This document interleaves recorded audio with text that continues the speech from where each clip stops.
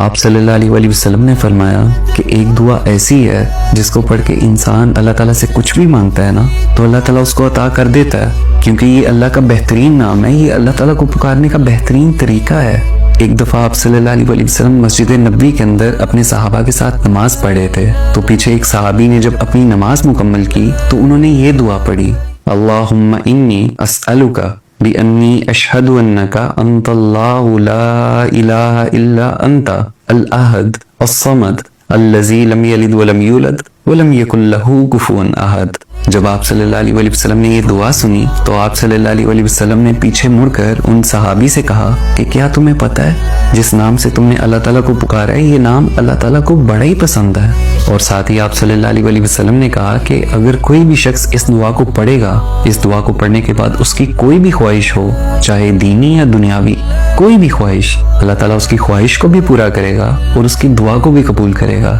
کیونکہ یہ نام اللہ تعالیٰ کو بڑا ہی پسند ہے۔